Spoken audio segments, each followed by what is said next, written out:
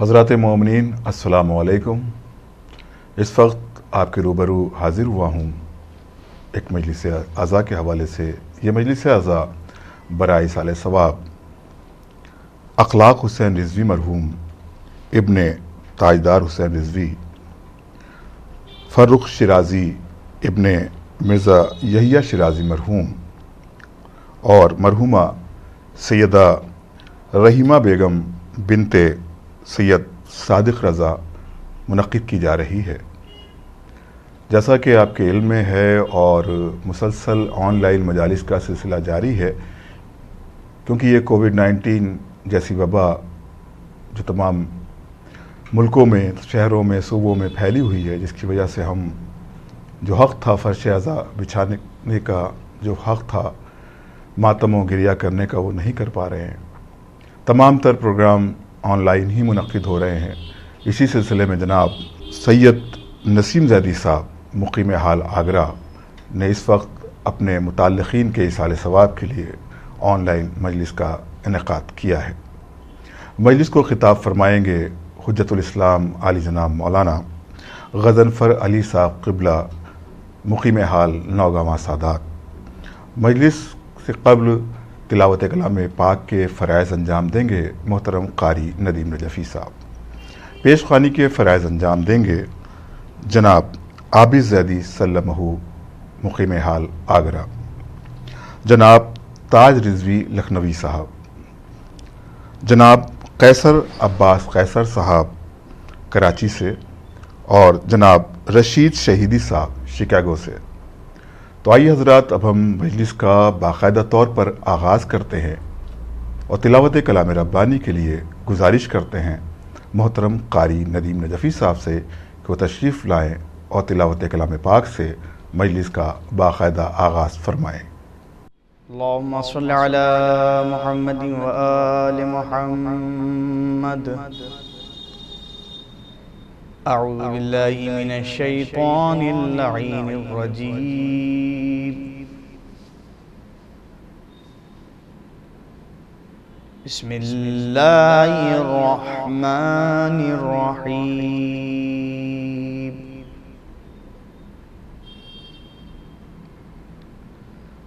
والتین والزیتون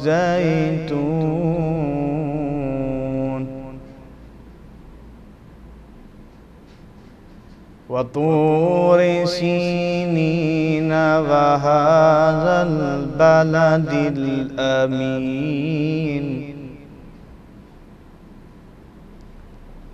لقد خلقنا الانسان فی احسن تقویم، ثم رددناه اسفل سافلين إلا الذين آمنوا وعملوا الصالحات فلهم أجر غير ممنون۔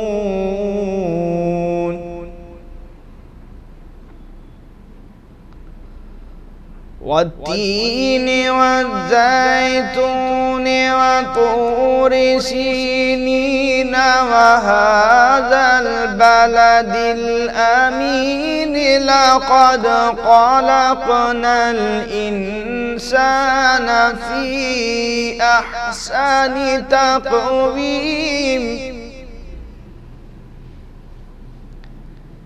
ثم رددناه أسفل سافلين إلا الذين آمنوا وعملوا الصالحات فلهم أجر غير ممنون۔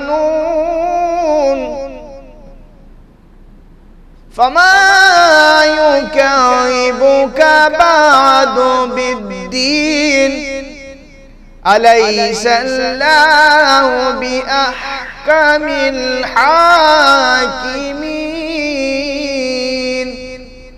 أليس ليس الله بأحكم الحاكمين.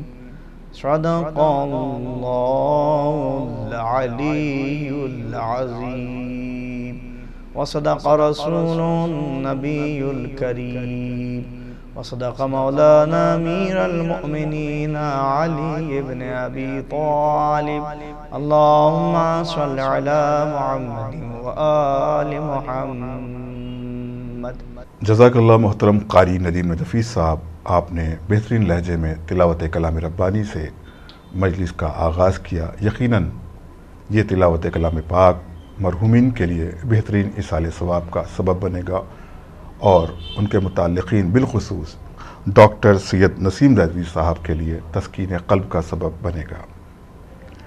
اب ہم پیش خوانی کا سلسلہ جاری کرتے ہیں، شروع کرتے ہیں، آغاز کرتے ہیں اور گزارش کرتے ہیں محترم عابد زیدی سلمہ سے کہ وہ اپنا کلام سامعین کے درمیان پیش فرمائیں.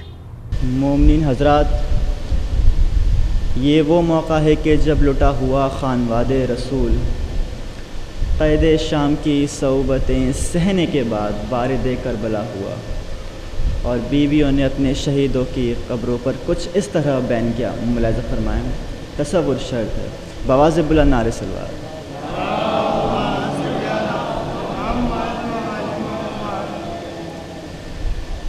کربلا میں قیامت کا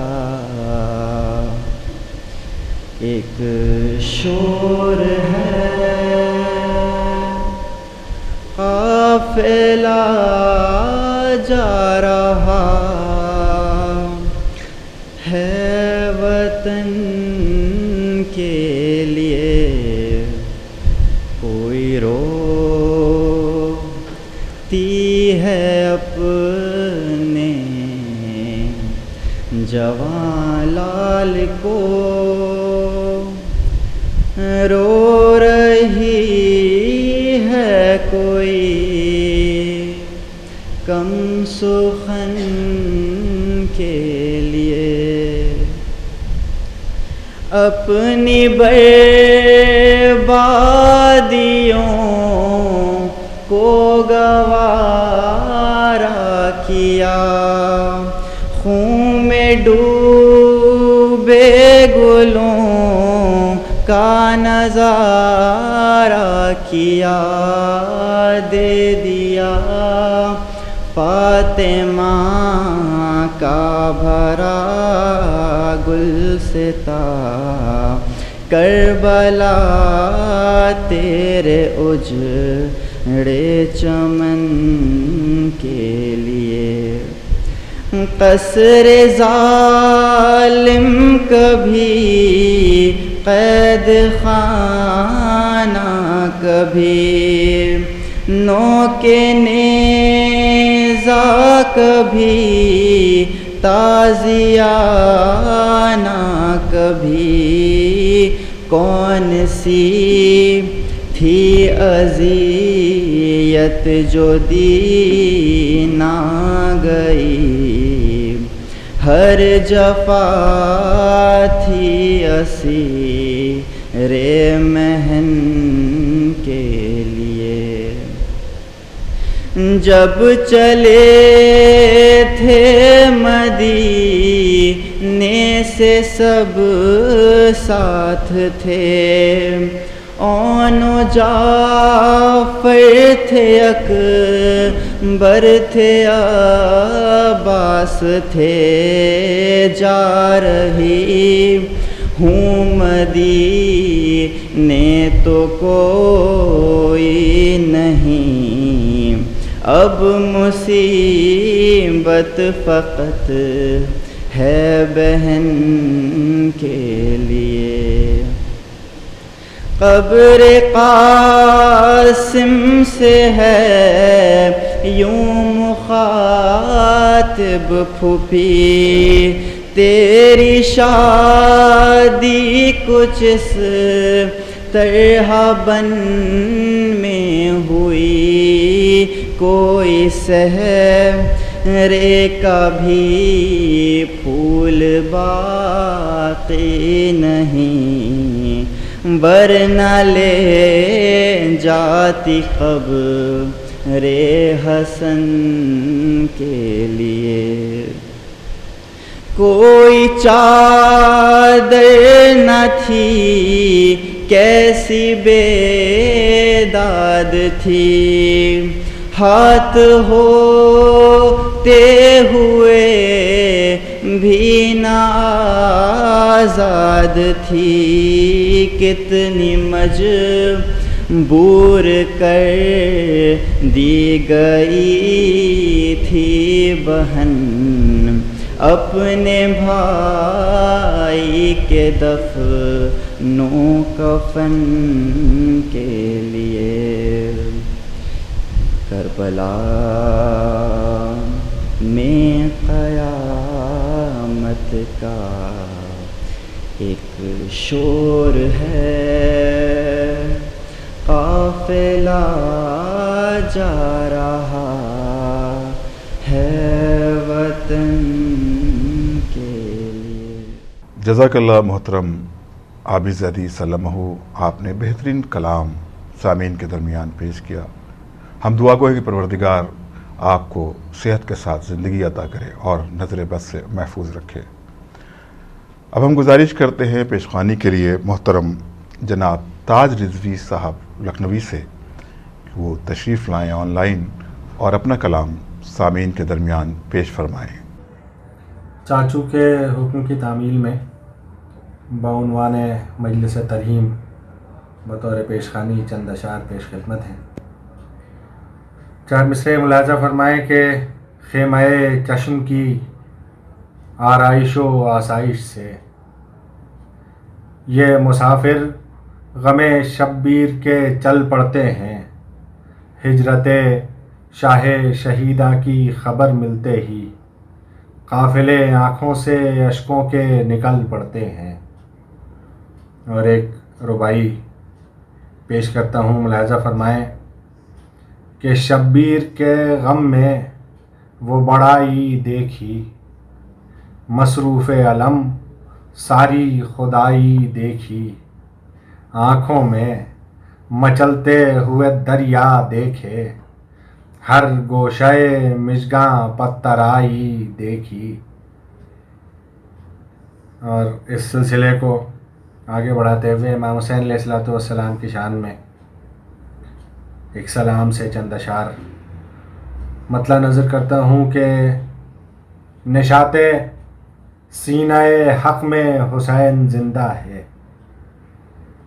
نشاط سینہ حق میں حسین زندہ ہے، یزیدیت کے قلق میں حسین زندہ ہے، غرور ظلم کے باطل سبک سوال کے بعد، شعر ملاحظہ فرمائیں کہ غرور ظلم کے باطل سبک سوال کے بعد ہر ایک جواب ادق میں حسین زندہ ہے، ہر ایک جواب ادق میں حسین زندہ ہے۔ اور فصیل شام پہ تاریکیاں سمٹتی ہوئی، فصیل شام پہ تاریکیاں سمٹتی ہوئی، لہو مزاج شفق میں حسین زندہ ہے، لہو مزاج شفق میں حسین زندہ ہے۔ اور شعر ملاحظہ فرمائیں کہ ہزار طرح سے اس واقعے کو لکھ لو قتال،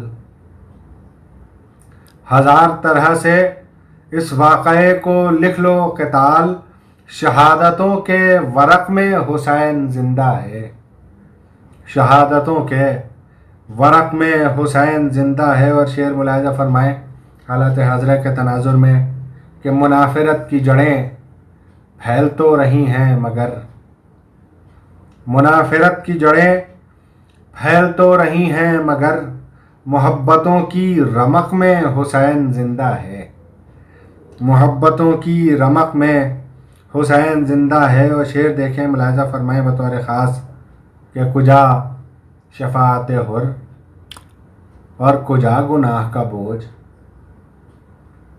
کجا شفاعت حر اور کجا گناہ کا بوجھ، سو درگزر کے سبق میں حسین زندہ ہے، سو درگزر کے سبق میں حسین زندہ ہے۔ اور شعر ملاحظہ فرمائیں کہ ہے دل فگار یہ سجدے نماز عصر کے بعد، ہے دل فگار یہ سجدے نماز عصر کے بعد، دعا کے سینہ شق میں حسین زندہ ہے، شہادتوں نے اڑائے ہیں ہوش فطرت کے۔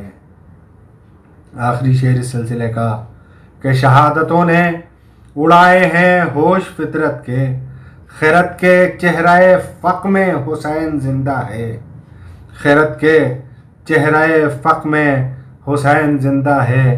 مقطع نظر کرتا ہوں اور آپ کی زحمتیں تمام کہ پناہ تاج جہاں مانگتا ہے طائر فکر، پناہ تاج جہاں مانگتا ہے طائر فکر، اسی فراز افق میں حسین زندہ ہے، اسی فراز افق میں حسین زندہ ہے۔ بہت شکریہ، نوازش۔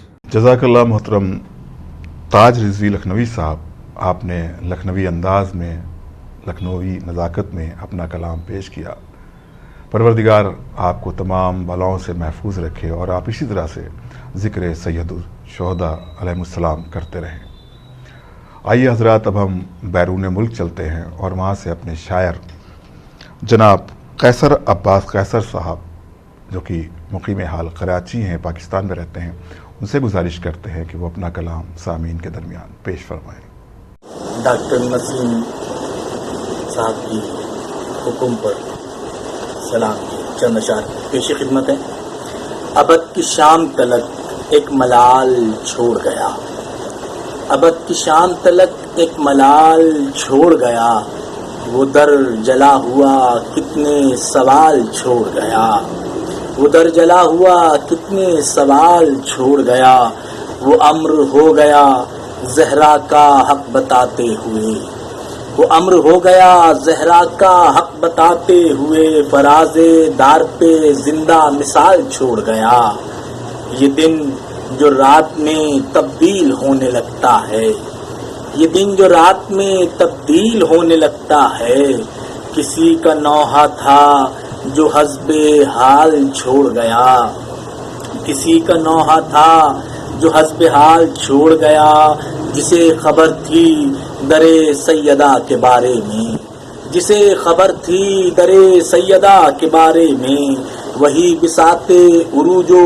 زوال چھوڑ گیا، سوال صوت اذاں پوچھتی ہے رہ رہ کر، سوال صوت اذاں پوچھتی ہے رہ رہ کر، مدینہ کس لیے آخر بلال چھوڑ گیا، مدینہ کس لیے آخر بلال چھوڑ گیا، وہ ذوالفقار اٹھاتا تو کیا سما ہوتا، وہ ذوالفقار اٹھاتا تو کیا سما ہوتا، کنارے نہر جو اپنا جلال چھوڑ گیا، کنارے نہر جو اپنا جلال چھوڑ گیا، یہی کہیں گے میرے بعد سب کے سب قیصر، یہی کہیں گے میرے بعد سب کے سب قیصر، کمال شخص تھا حرف کمال چھوڑ گیا، کمال شخص تھا حرف کمال چھوڑ گیا۔ جزاک اللہ محترم قیصر عباس قیصر صاحب، آپ نے بہترین کلام سامعین کے درمیان پیش کیا۔ اکثر آن لائن مجالس میں اس طرح کے مجبوریاں ہو جاتی ہیں کہ ہمارا ویڈیو پراپر وے میں کنیکٹ نہیں ہو پاتا ہے، تو ہم ویورز سے معذرت چاہیں گے کہ اگر کوئی کسی بھی طرح کی آپ کو دشواری ہوئی ہو تو ہم اپنی ٹیم کی جانب سے جناب ڈاکٹر سید نسیم زیدی صاحب کی جانب سے آپ سے معذرت چاہتے ہیں۔ اور اس سلسلے کی آخری کڑی میری مراد ہے جناب رشید شہیدی صاحب شکاگو سے، آپ تشریف لائیں اور بارگاہ معصومین علیہ السلام میں اپنا کلام پیش فرمائیں۔ عزاداران امام مظلوم، آج کی اس مجلس میں باب الحوائج اور امام سجاد کے حوالے سے کچھ اپنے اشعار پیش کروں گا۔ باب الحوائج کی دو تخلیقات، اس کے بعد امام سجاد کے حوالے سے کچھ اشعار۔ عرض کرتا ہوں کہ مطلب ملاحظہ کریں کہ یہ دشت کربلا میں عجب معجزہ ہوا، یہ دشت کربلا میں عجب معجزہ ہوا، دریا ملا آتش کے قدم ڈھونڈتا ہوا۔ یہ دشت کربلا میں عجب معجزہ ہوا، عجب معجزہ ہوا، دریا ملا آتش کے قدم ڈھونڈتا ہوا، چومتا ہوا، دریا ملا آتش کے قدم ڈھونڈتا ہوا۔ اور یہ شعر دیکھیے گا کہ مشکیزہ سکینہ نے قابو میں کر لیا، مشکیزہ سکینہ نے قابو میں کر لیا، عباس کے تھا غیث کا دریا چڑھا ہوا۔ مشکیزہ سکینہ نے قابو میں کر لیا، عباس کے تھا غیث کا دریا چڑھا ہوا۔ اور کھا کر شکست بیٹھ گئی تھک کے القمہ، کھا کر شکست بیٹھ گئی تھک کے القمہ، پانی میں اور پیاس میں جب معرکہ ہوا۔ کھا کر شکست بیٹھ گئی تھک کے القمہ، پانی میں اور پیاس میں جب معرکہ ہوا۔ اور دریا کی آنکھیں شرم سے نمناک ہو گئیں، دریا کی آنکھیں شرم سے نمناک ہو گئیں، ہے پیاس کے لبوں پر تبسم سجا ہوا۔ دریا کی آنکھیں شرم سے نمناک ہو گئیں، ہے پیاس کے لبوں پر تبسم سجا ہوا۔ یہ دشت کربلا میں عجب معجزہ ہوا، دریا ملا آتش کے قدم ڈھونڈتا ہوا۔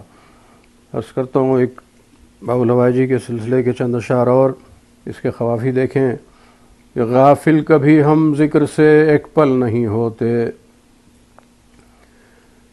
غافل کبھی ہم ذکر سے ایک پل نہیں ہوتے، غازی کے فضائل ہیں مکمل نہیں ہوتے، غافل کبھی ہم ذکر سے ایک پل نہیں ہوتے، غازی کے فضائل ہیں مکمل نہیں ہوتے۔ عباس کے غم خواروں کو عباس کا غم ہے، عباس کے غم خواروں کو عباس کا غم ہے، یہ دہر کے غم میں کبھی بے کل نہیں ہوتے۔ عباس کے غم خواروں کو عباس کا غم ہے، یہ دہر کے غم میں کبھی بے کل نہیں ہوتے۔ اور ایک شعر ذرا ساٹھ کے پیش کروں کہ کعبے کا تبسم ہو کے اصغر کا تبسم، کعبے کا تبسم ہو کے اصغر کا تبسم، منظر یہ کبھی آنکھوں سے اوجھل نہیں ہوتے۔ کعبے کا تبسم ہو کے اصغر کا تبسم، منظر یہ کبھی آنکھوں سے اوجھل نہیں ہوتے۔ اور صدیوں سے رقم ہوتے ہیں مولا کے فضائل، صدیوں سے رقم ہوتے ہیں مولا کے فضائل، قرآن کی قسم پھر بھی مکمل نہیں ہوتے۔ صدیوں سے رقم ہوتے ہیں مولا کے فضائل، قرآن کی قسم پھر بھی مکمل نہیں ہوتے۔ ایک شعر یہ بھی سماعت فرما لیں، ہے بغض علی، ہے مسئلہ بغض علی کس کی خطائیں، ہے مسئلہ بغض علی کس کی خطائیں، یہ مسئلے پیچیدہ ہیں اور حل نہیں ہوتے۔ ہے مسئلہ بغض علی کس کی خطائیں، یہ مسئلے پیچیدہ ہیں اور حل نہیں ہوتے۔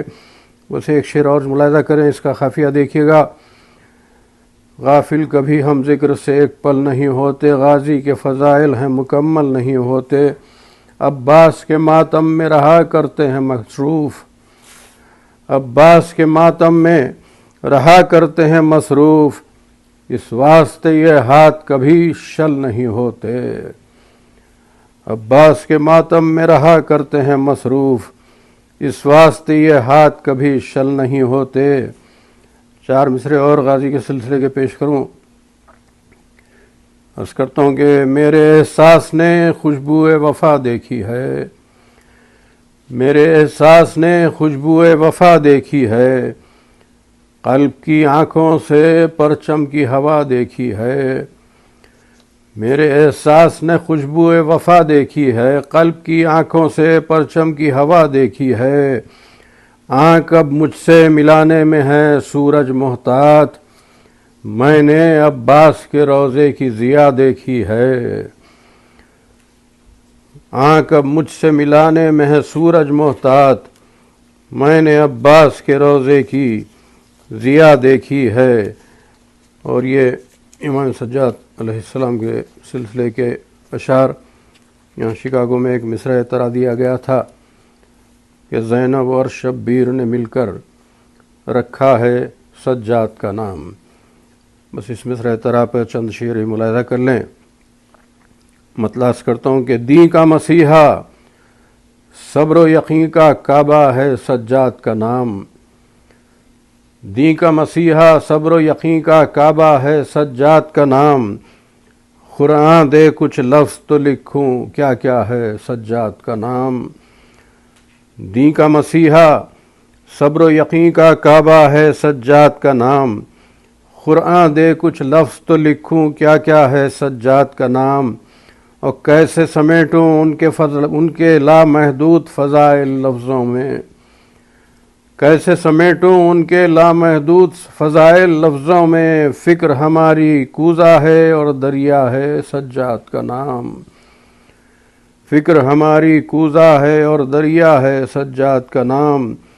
تھوڑی سی توجہ فرمائیں کہ لفظ اٹھے تعظیم کو اور سجدے میں ہوا کم میرا قلم، لفظ اٹھے تعظیم کو اور سجدے میں ہوا کم میرا قلم، سادے کاغذ پر جب میں نے لکھا ہے سجاد کا نام، لفظ اٹھے تعظیم کو اور سجدے میں ہوا کم میرا قلم، سادے کاغذ پر جب میں نے لکھا ہے سجاد کا نام، اور سید ہے یہ ساجد کا اور زینت ہے یہ عابد کی، سید ہے یہ ساجد کا اور زینت ہے یہ عابد کی، کتنا پاکیزہ ہے کتنا پیارا ہے سجاد کا نام، سید ہے یہ ساجد کا اور زینت ہے یہ عابد کی، کتنا پاکیزہ ہے کتنا پیارا ہے سجاد کا نام۔ اور جنگل کی جو خاک تھی آخر خاک شفا کس طرح ہوئی، جنگل کی جو خاک تھی آخر خاک شفا کس طرح ہوئی، جوں ہی سوچا سجدہ بن کر ابھرا ہے سجاد کا نام، جنگل کی جو خاک تھی آخر خاک شفا کس طرح ہوئی، جوں ہی سوچا سجدہ بن کر ابھرا ہے سجاد کا نام، جوں ہی سوچا سجدہ بن کر ابھرا ہے سجاد کا نام، اور خود وہ رہا بیمار مگر ممنون ہے اس کا پیکر دین، خود وہ رہا بیمار مگر ممنون ہے اس کا پیکر دین، اس کی پیشانی پر دیکھو لکھا ہے سجاد کا نام، خود وہ رہا بیمار مگر ممنون ہے اس کا پیکر دین، اس کی پیشانی پر دیکھو لکھا ہے سجاد کا نام۔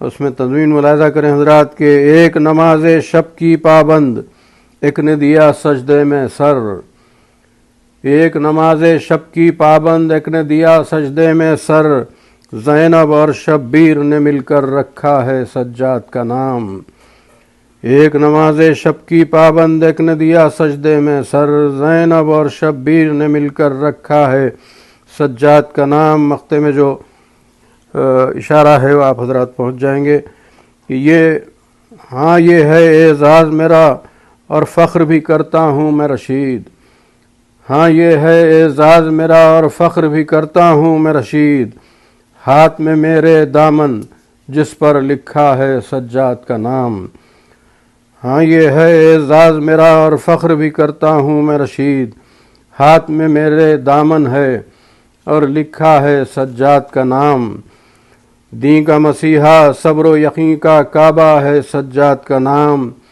قرآن دے کچھ لفظ تو لکھوں کیا کیا ہے سجاد کا نام۔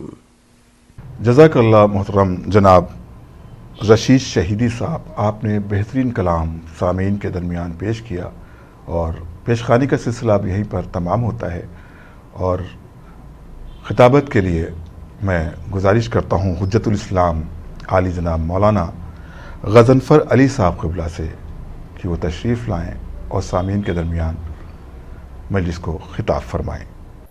رحم اللہ من قرأ الفاتحہ۔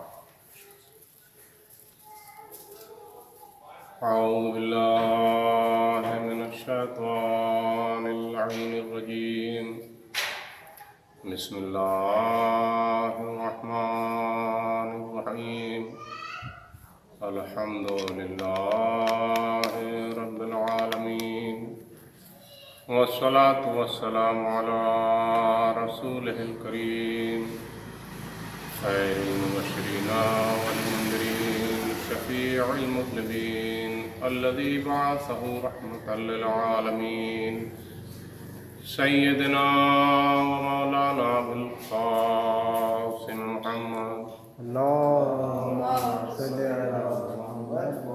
وآلہ الطیبین الطاہرین،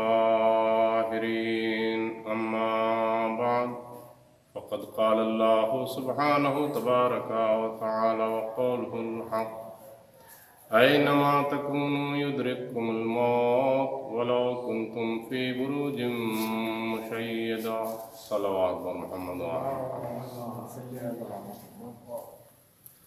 آپ حضرات ایک مرتبہ سورہ حمد اور 3 مرتبہ سورہ توحید کی تلاوت فرما کر اخلاق حسین رضوی ابن تاجدار حسین رضوی، فرخ شیرازی ابن مرزا یحییٰ شیرازی اور سیدہ رحیمہ بیگم بنت صادق رضا صاحب مرحومین کی ارواح کے لیے ایصال فرما۔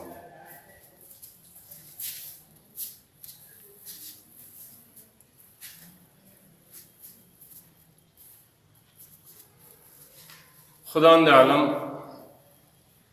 قرآن مجید میں ارشاد فرما رہا ہے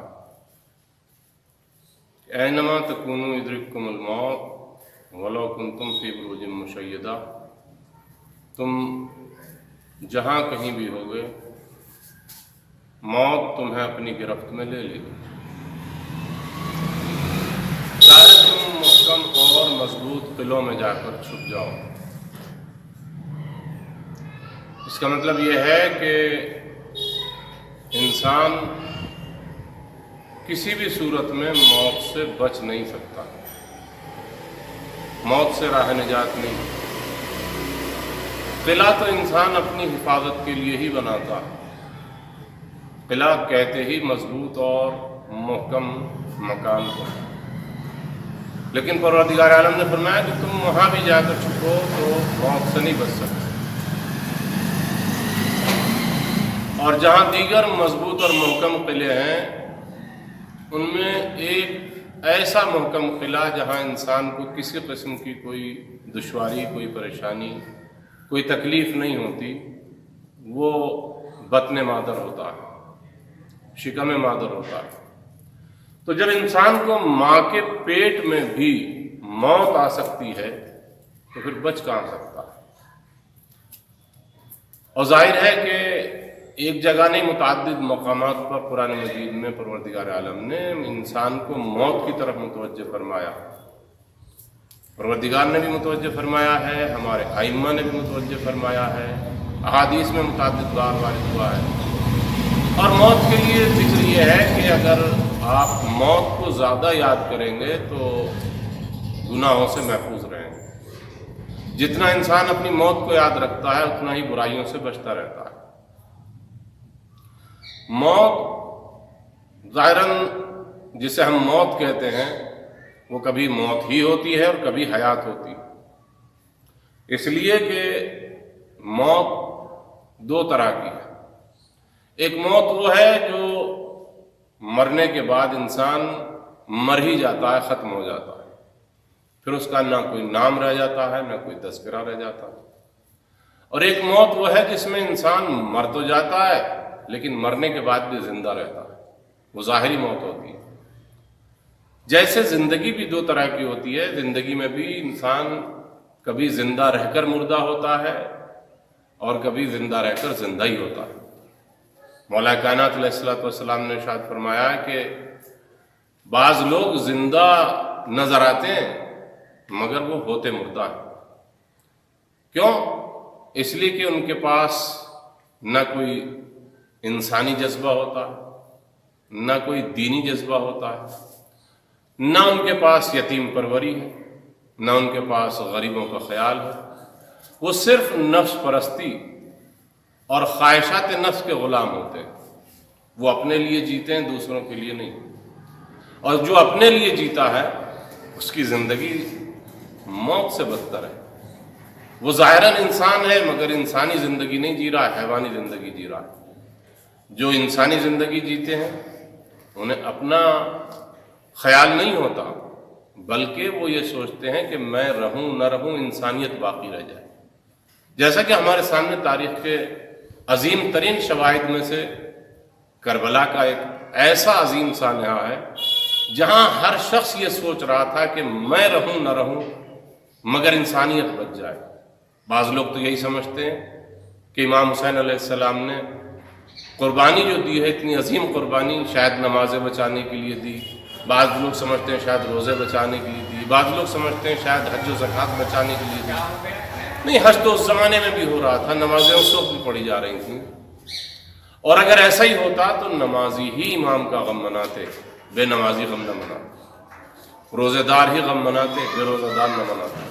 حاجی ہی یاد کرتے، غیر حاجی یاد نہ کرتا.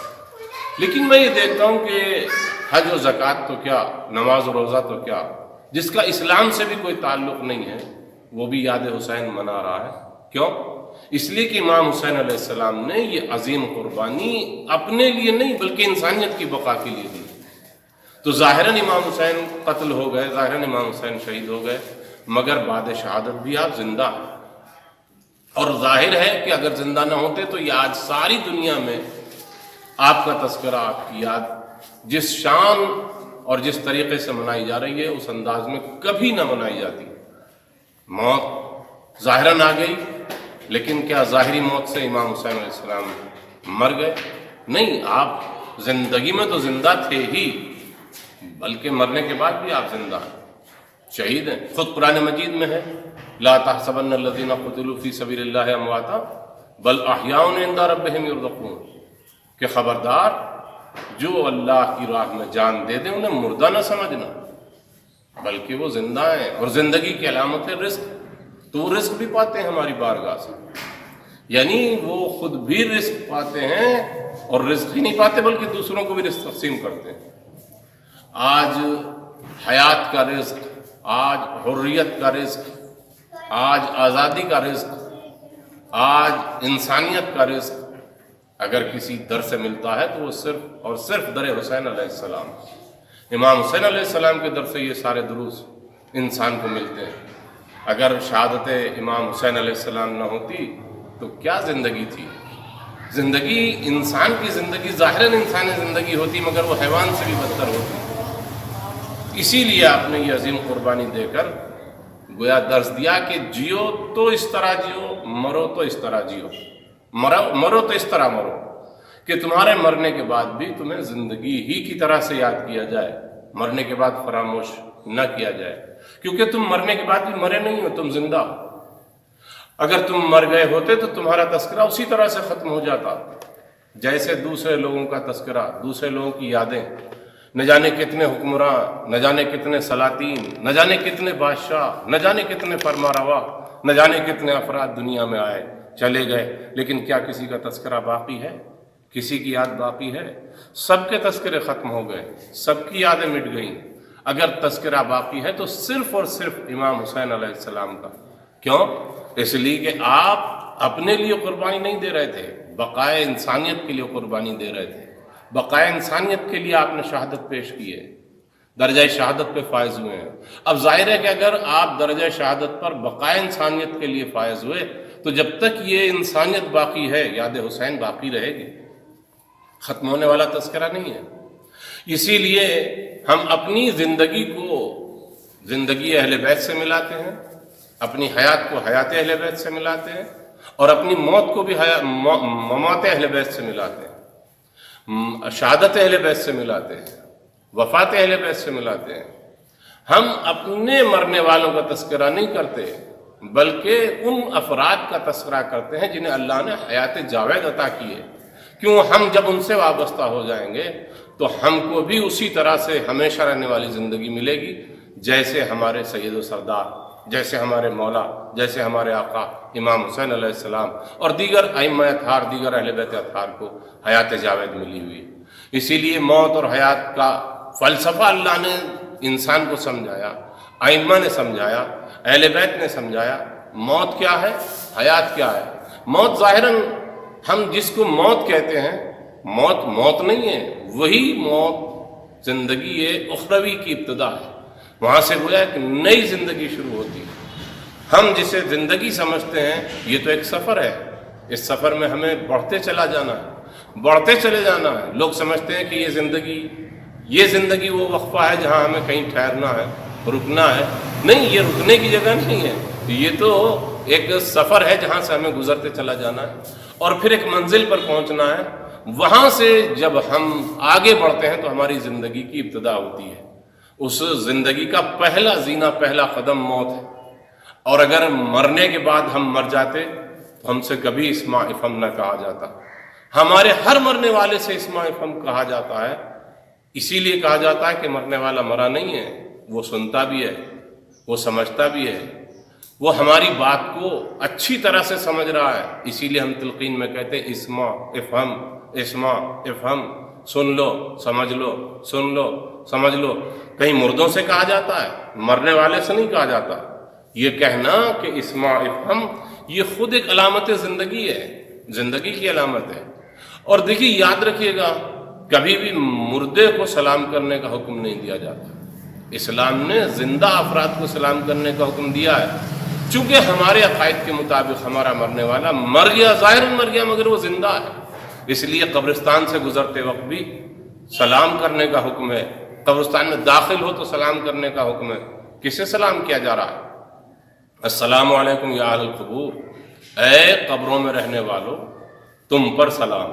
یہ قبروں میں رہنے والے ظاہراً مردہ ہیں، جنہیں ہم مردہ سمجھ رہے ہیں، لیکن دنیا کے مرنے والے مر جاتے ہیں، ہمارے مرنے والے نہیں مرتے۔ صلوات بر محمد و آل محمد۔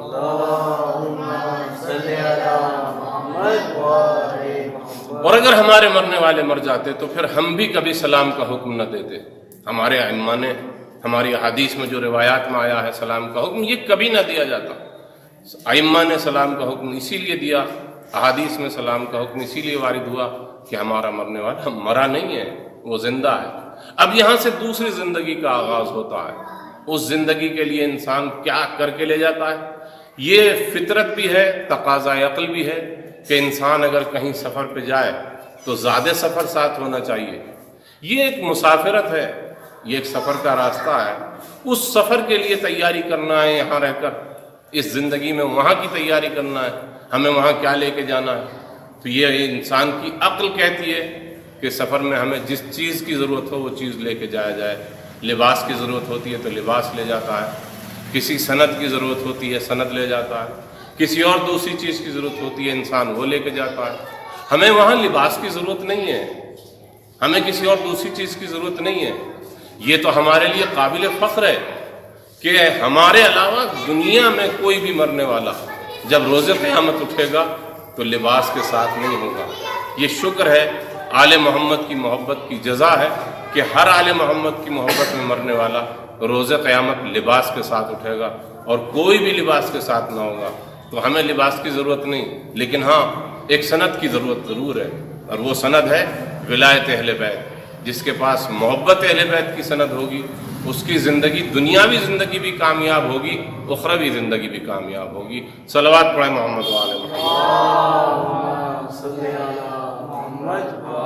محمد۔ یہی انسان کو پروردگار عالم نے سمجھا کے بھیجا ہے کہ تمہیں یہاں سے کیا کیا مہیا کرنا ہے، ظاہراً نمازیں، روزے، عبادات، لیکن یہ سب کچھ ہمارے ساتھ ہو اور محبت اہل بیت نہ ہو تو کچھ نہیں۔ اور ہاں اگر محبت اہل بیت ہے تو ہو سکتا ہے نمازوں میں کچھ کمی رہ جائے، ہو سکتا ہے روزوں میں کچھ کمی رہ جائے، ہو سکتا ہے ہمارے دیگر اعمال میں کچھ کمی رہ جائے، لیکن ان دیگر اعمال میں اگر کمی بیشی ہوگی تو وہ قابل معافی ہے۔ محبت اہل بیت میں کسی قسم کی کمی ہوگی تو وہ قابل معافی نہیں ہے۔ محبت اہل بیت کا انسان کے پاس عظیم خزانہ اور عظیم سرمایہ ہونا ضروری ہے۔ یہی وہ محبت اہل بیت ہے جو انسان کو دنیا میں بھی سرفراز کرتی ہے، آخرت میں بھی سرفراز کرتی ہے۔ مرنے کے بعد انسان کے پاس کیا رہ جائے گا؟ مرے گا تو ساتھ کیا لے کے جائے گا؟ وہ نمازیں منہ پہ مار دی جائیں گی، وہ روزے پھینک دیے جائیں گے، وہ دیگر اعمال ناقابل قبول ہوں گے جن کے ساتھ محبت اہل بیت نہ ہوگی۔ اور اگر محبت اہل بیت ہوگی تو ہر عمل قابل قبول ہوگا، ہر عمل اللہ کی بارگاہ میں مقبول ہو جائے گا۔ محبت اہل بیت ہے تو انسان مرنے کے بعد بھی زندہ رہے گا۔ میں آپ سے سوال کرتا ہوں کہ دنیا میں کتنے لوگ آئے، کتنوں کو یاد رکھا گیا ہے؟ تاریخ کے صفحات پلٹتے چلے گئے، لوگوں کو دنیا فراموش کرتی چلی گئی، لیکن کچھ ایسے مرنے والے بھی ہیں جنہیں آج تک یاد کیا جا رہا ہے۔ میں ائمہ اطہار کی بات نہیں کر رہا ہوں، میں شہدائے کربلا کی بات نہیں کر رہا ہوں، میں اہل بیت اطہار کی بات نہیں کر رہا ہوں۔ ان کے تو مراتب بہت بلند ہیں، بے انتہا بلند ہیں، وہاں تک تو تصور انسان بھی نہیں جا سکتا۔ میں تو ان افراد کی بات کر رہا ہوں جو شہدائے کربلا میں نہیں ہیں، جو اہل بیت میں شامل نہیں ہیں، جو ائمہ اطہار نہیں ہیں، مگر اپنے کو ان کے نقش قدم پر چلا کر، اپنے کو ان کی راہ پر چلا کر، اپنے کو ان کی سیرت پر چلا کر آج سے ہزاروں سال پہلے مر گئے تھے مگر آج بھی زندہ ہیں۔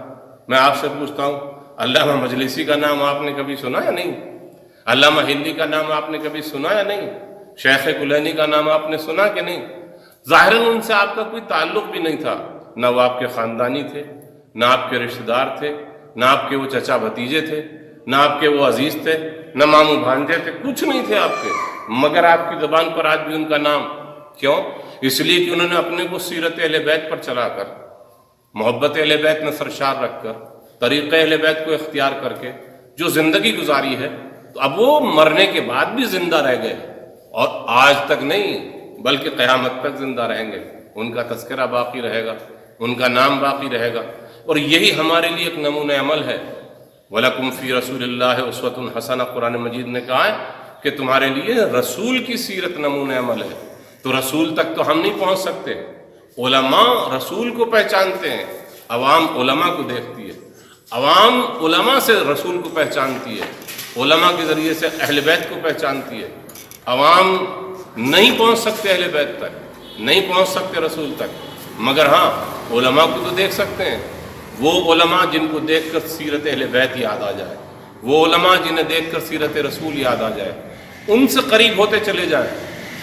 ان سے جتنا قریب ہوتے چلے جائیں گے اتنا ہی اہل بیت سے قریب ہوتے چلے جائیں گے، اتنا ہی اہل بیت کو سمجھتے چلے جائیں گے، اتنا ہی اہل بیت کو پہچانتے چلے جائیں گے، اور جو جتنا معرفت اہل بیت میں سرشار ہو جائے گا اتنا ہی وہ حیات ابدی سے قریب ہو جائے گا، پھر وہ موت سے دور ہوتا چلا جاتا ہے، حیات سے قریب ہوتا چلا جاتا ہے۔ یہی وجہ ہے، آپ دیکھیں تاریخ میں بہت سے ایسے نام ہیں جو ظاہراً مر گئے لیکن آج بھی زندہ ہیں۔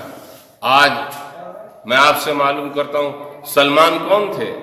جناب سلمان، وہ تو آتش قدح فارس سے آئے تھے، آتش قدح فارس سے آنے والا اپنے کو اپنے ایمان اور عمل سے اس منزل پر پہنچا دیتا ہے کہ سرکار دو عالم کی زبان مبارک پہ آیا، السلمان منا اہل البیت، سلمان ہم اہل بیت میں سے ہیں۔ تو یہ سلمان ہم اہل بیت میں سے ہیں کہ سند کون لے رہا ہے؟ وہ جو کل تک آتش قدح فارس کا رہنے والا تھا، لیکن اپنے ایمان اور عمل سے اپنے کو اس منزل پر پہنچا دیا کہ سرکار دو عالم کی زبان مبارک پہ آیا، السلمان منا اہل البیت۔ تو اس کا مطلب یہ ہے کہ اگر ہم بھی اپنے ایمان اور عمل سے اس منزل پر پہنچنا چاہیں تو ہم بھی پہنچ سکتے ہیں، اور پھر ہمارے امام ہم سے فرمائیں، ہمارے امام ہمارے بارے میں کہیں کہ یہ ہمارا ہے، ہمارا چاہنے والا ہے۔ صلوات پڑھیں محمد و آل محمد۔ بس یہی عزیزو عرض کرنا ہے مجھے کہ انسان اپنی زندگی میں اس سیرت اور اس عمل کو اختیار کرے، اس طریقہ کار کو اختیار کرے کہ جہاں انسان مرنے کے بعد بھی مرنے نہ پائے۔ حکم قبرستان جایا کرو، کبھی کبھی قبرستان جایا کرو، اور قبرستان جانے سے پہلے ذرا کسی اچھے مکان میں جایا کرو، کسی اچھے قلعے میں جایا کرو، رؤساء کے مکانوں میں، عمراء کے مکانوں میں۔ وہاں جانے کے بعد کیا دیکھو گے؟ دیکھو گے کہ وہ جس نے یہ مکان تیار کیا تھا وہ نہیں ہے، جس نے یہ قلعہ بنایا تھا وہ نہیں ہے، وہ کہاں گئے؟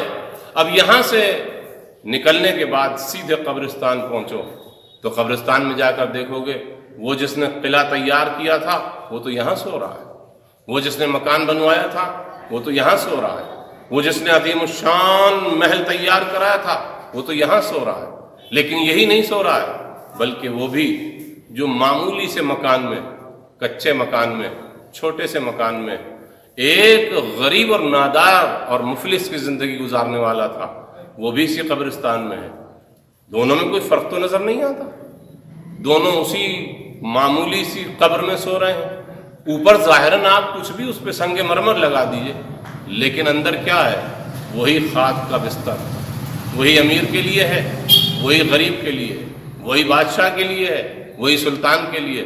ایسا تو نہیں ہے کہ بادشاہوں کو مخمل کے گدوں پہ لٹایا گیا اور غریب و نادار کو خاک کے بستر پر لٹایا گیا، نہیں، بلکہ غریب ہو تو خاک کے بستر پر سو رہا ہے، امیر ہو تو خاک کے بستر پر سو رہا ہے، بادشاہ اور فرما روا ہے تو بھی وہ خاک کے بستر ہی پر سو رہا ہے۔ مولا فرماتے ہیں جب تم ان عظیم الشان محلوں سے نکل کر ان قبرستانوں میں جاؤ گے تو جا کر دیکھو گے دونوں ایک ہی طرح کے مکان میں سو رہے ہیں۔ اب ان کے ساتھ گیا کیا؟ ان کو ملا کیا؟ جنگ صفین سے واپس آتے ہوئے مولا کائنات قبرستان کوفہ کے قریب کھڑے ہو گئے، سب کو روک دیا، ٹھہرو، ابھی مجھے تم سے کچھ بات کرنا ہے، ابھی مجھے تم سے کچھ گفتگو کرنا ہے۔ مولا کیا فرمانا چاہتے ہیں؟ آپ نے فرمایا کہ ہاں تم سے میں بعد میں گفتگو کروں گا، پہلے میں ذرا ان سے گفتگو کر لوں جو یہ سنسان مکانوں میں سوئے ہوئے ہیں۔ ان سنسان مکانوں میں سوئے ہوئے افراد سے فرماتے ہیں یا اہل التربت والغربت، اے تربت اور غربت میں رہنے والوں، اے تاریک قبروں میں رہنے والوں، اے وحشتناک گھروں میں رہنے والوں، یا اہل الدیار الموحشہ یا اہل الدیار المظلمہ، اے تاریک گھروں میں رہنے والوں، اے سونی قبروں میں رہنے والوں، اے خاک کے بستر پر سونے والوں، یہ تو بتاؤ تمہارے پاس کوئی خبر ہے؟ تمہیں کچھ معلوم ہوا؟ تمہیں وہاں کی کوئی بات معلوم ہے؟ وہاں سے کوئی جواب نہیں آیا، کوئی جواب نہیں آیا۔ ساتھی حیرت میں کھڑے ہوئے ہیں، حیرت کا مرقع بنے ہوئے ہیں۔ افراد کی طرف متوجہ ہو کر آپ نے فرمایا سن رہے ہو تم؟ ان کی کوئی آواز آتی ہے؟ نہیں، ان کی آواز نہیں آئی۔ انہوں نے کوئی جواب دیا؟ نہیں، کوئی جواب نہیں دیا۔ لو انہوں نے تو کچھ نہیں کہا، میں ان سے بات کرتا ہوں، میں ان کو بتاتا ہوں، میں ان سے کہتا ہوں۔ کیا فرمایا آپ نے؟ آپ نے فرمایا امت دور فقط سکنت، ان تاریک گھروں میں رہنے والوں، سنسان قبروں میں رہنے والوں، جو عظیم الشان تم نے محل تیار کیے تھے، جو بہترین مکانات تم نے بنائے تھے، وہ مکان کہاں ہیں؟ تمہیں اس کی کچھ خبر ہے؟ اس کا کچھ پتہ ہے؟ میں تمہیں بتاتا ہوں، وہ مکان تم خالی کر کے آئے، دوسرے اس میں آ کے رہنے لگے، دوسرے آ کے آباد ہو گئے۔ امت دور فقط سکنت، ام الاموال فقط قسمت، وہ مال، وہ دولت، وہ سرمایہ جنہیں شب و روز ایک کر کے تم نے مہیا کیا تھا، جمع کیا تھا، وہ مال کہاں ہے؟ تمہارے سارے مال کو تم سے لے لیا گیا، تم کو تو خالی ہاتھ ظاہراً بھیجا گیا، کچھ بھی تمہارے پاس نہ تھا۔ اس مال میں سے تمہیں بہت ملا، تو وہ جو تمہارے جسم پر کفن کی صورت میں ایک لباس ہے، اس کے علاوہ تمہیں کیا ملا ہے؟ بتاؤ تو صحیح، کچھ ملا تمہیں؟ نہیں۔ ام الاموال فقط قسمت، تمہارے سارے مال کو تمہارے مرتے ہی تمہاری اولاد نے تقسیم کر لیا، تمہارے بھائیوں نے تقسیم کر لیا، تمہارے عزیزوں نے تقسیم کر لیا۔ کیا ملا تمہیں؟ نہ تمہارے وہ مکان تمہارے کام آئے، نہ تمہارے مال تمہارے کام آئے۔ اچھا چلو ایک تیسری چیز اور ہے، تمہیں بڑا ناز تھا اپنی ازواج پر، اپنے اہل و عیال پر بڑا ناز کرتے تھے۔ ام الازواج فقط نکحت، تمہیں معلوم ہے تمہارے مرتے ہی تمہاری بیویوں نے تو دوسرا عقد کر لیا۔ وہ جو کل تک تمہاری زوجہ کہلاتی تھی، آج وہ تمہاری زوجہ نہیں کہلا رہی ہے، آج تو دوسرے کی زوجہ بن گئی۔ تمہیں کس بات پر فخر تھا؟ کس بات پہ نازا تھے؟ کون سی چیز تمہارے کام آئی؟ نہ تمہارا مال تمہارے ساتھ آیا، نہ تمہاری اولاد تمہارے ساتھ آئی، نہ تمہاری ازواج تمہارے ساتھ آئیں، نہ تمہارے وہ مکان تمہارے کام آئے۔ کون سی چیز؟ اب پھر ایک مرتبہ متوجہ ہوئے، جو افراد آپ کے ساتھ کھڑے ہوئے تھے، آپ کے ہمراہ موجود تھے، ان افراد سے پھر فرمایا سن رہے ہو؟ تمہیں کچھ آواز آ رہی ہے؟ کچھ کہا انہوں نے؟ نہیں مولا، کچھ نہیں کہا۔ ہر ایک کہتا مولا کوئی جواب نہیں آیا۔ کہا کہ انہیں بولنے کی اجازت ہے ہی کہاں؟ ان پر تو سکوت کے پہرے لگے ہوئے ہیں، انہیں تو خاموش سلا دیا گیا ہے، لٹا دیا گیا ہے، ان کو بولنے کی اجازت نہیں ہے۔ لو اذن فی الکلام، یاد رکھنا اگر انہیں بولنے کی اجازت دی جاتی، اگر انہیں بولنے کا موقع مل جائے تو بس ایک ہی جملہ ان کے پاس ہوگا، ایک ہی بات کہیں گے، ایک ہی جواب دیں گے۔ مولا وہ کیا جواب دیں گے؟ آواز دیں گے، انا خیر الزاد التقوی، بہترین زاد راہ تقوی ہے، بہترین زاد راہ عمل خیر ہے۔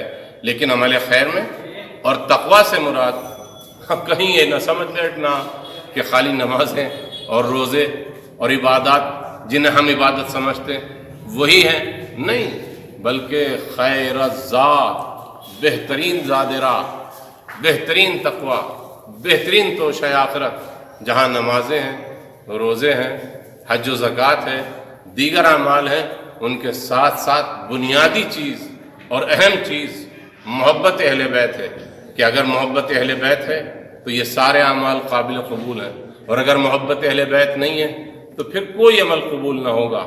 اسی لیے ایک حدیث میں سرکار دو عالم صلی اللہ علیہ وآلہ وسلم نے ارشاد فرمایا، والذی نفسی بیدہ، کہ اس پروردگار کی قسم جس کے قبضہ قدرت میں میری جان ہے۔ حضور قسم کھا رہے ہیں۔ آپ سوچئے ایک آدمی جس نے کبھی زندگی میں جھوٹ بولا ہی نہ ہو، وہ اگر کوئی بات کہے تو یقین کیا جاتا ہے، لیکن جھوٹ نہ بولنے کے ساتھ ساتھ، صادق اور امین کا لقب پانے کے ساتھ ساتھ اگر قسم بھی کھائے تو قسم کھانے کے بعد تو پھر کسی قسم کے شک و شبے کی گنجائش رہی نہیں جاتی۔ حضور نے قسم کھا کے فرمایا، والذی نفسی بیدہ، اس پروردگار کی قسم جس کے قبضہ قدرت میں میری جان ہے۔ کیا فرماتے؟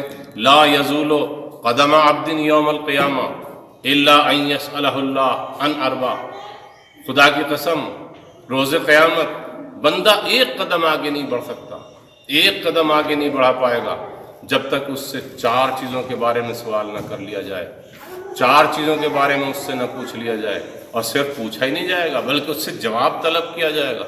بتاؤ تم ان 4 سوالوں کے جواب دینے کے بعد آگے بڑھ سکتے ہو؟ پہلا سوال کیا ہے؟ کہ پہلا سوال ہے ان شبابہ فیما ابلا، پہلا سوال انسان سے اس کی جوانی کے بارے میں ہوگا۔ تم نے جوانی کو کہاں بسر کیا، جوانی میں کیا کیا کیا؟ انسان کی زندگی کا بہترین وقت جوانی ہے۔ توبہ جوان کی پروردگار جلدی قبول فرماتا ہے، اعمال حسنہ نیک اعمال جوان کے جلدی قبول فرماتا ہے، گناہ جوان کے جلدی معاف فرماتا ہے۔ بڑھاپے میں انسان توبہ کرتا ہے تو فرشتے بھی کہتے ہیں پروردگار دیکھ رہا ہے، اب اسے معلوم ہو گیا کہ موت کے علاوہ کوئی اور راستہ نہیں ہے، کوئی اور چارہ نہیں ہے، تو اب یہ تیری بارگاہ میں توبہ کرنے کے لیے آیا۔ لیکن کیا کہنا اس غفور و رحیم کا کہ وہ پھر بھی کہتا ہے یہ آ تو گیا توبہ کرنے کے لیے، توبہ تو مجھی سے کر رہا ہے، نافرمان میرا ہی تو تھا، بندہ بھی میرا ہی ہے، یہ مجھ سے توبہ کرتا ہے تو معاف میں کر دوں گا۔ توبہ کرے صدق دل سے، سچے دل سے توبہ کرے تو صحیح، میں اسے معاف کروں گا۔ لیکن ضعیفی کی توبہ اور ہے، جوانی کی توبہ اور ہے۔ جوانی کے اعمال قبول کرتا ہے تو جلدی قبول فرماتا ہے، جوانی کی توبہ قبول کرتا ہے جلدی قبول فرماتا ہے۔ یوں تو بڑھاپے اور ضعیفی میں بھی توبہ قبول کرتا ہے، بڑھاپے کے اعمال بھی قبول فرماتا ہے، مگر جوانی کے اعمال جلدی قبول فرماتا ہے، جوانی کی توبہ جلدی قبول فرماتا ہے۔ جوانی کے بارے میں سوال ہوگا، بتاؤ تم نے اپنی جوانی کو کہاں بسر کیا؟ جوانی کا جب جواب دے دے گا انسان پروردگارہ تیری عبادت میں، تیرے سجدے میں، تیری بندگی میں بسر کر کے آیا ہوں، تو آگے دوسرا سوال ہوگا ان عمرہ فیما ان مالہ مما اکتسبہ وفیما انفقہ، دوسرا سوال اس سے مال کے بارے میں ہوگا، بتاؤ تم نے مال کہاں خرچ کیا، کہاں سے حاصل کیا، کہاں سے لائے، کہاں خرچ کیا۔ اب مال کے بارے میں سوال ہوا تو مال کے بارے میں جواب دینا ہوگا، جائز طریقے سے حاصل کیا، ناجائز طریقے سے حاصل کیا، حلال طریقے سے حاصل کیا یا حرام طریقے سے حاصل کیا۔ جس نے جیسے حاصل کیا ہے اس کو ویسا جواب دینا ہوگا۔ مال کے بارے میں سوال ہو گیا، انسان نے جوانی کے بارے میں بتا دیا کہ معبود میں نے تیری اطاعت اور فرما برداری میں بسر کیا یا نافرمانی میں بسر کیا۔ مال کے بارے میں سوال ہوا تو مال کے بارے میں بتائے گا کہ میں نے مال کہاں سے حاصل کیا اور کہاں خرچ کر دیا۔ ابھی 2 سوال ہوئے ہیں، تیسرا پھر سوال ہوگا ان عمرہ فیما افنا، تمہاری پوری عمر کے بارے میں، پوری زندگی کے بارے میں سوال ہوگا۔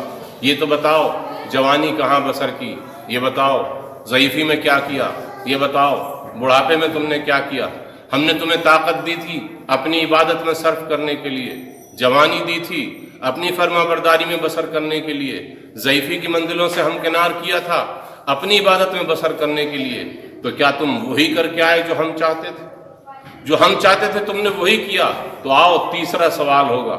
اور اگر تم نے وہ نہیں کیا جو ہم نے چاہا تھا، تو اب بتاؤ تم قابل سزا ہوئے کہ نہیں؟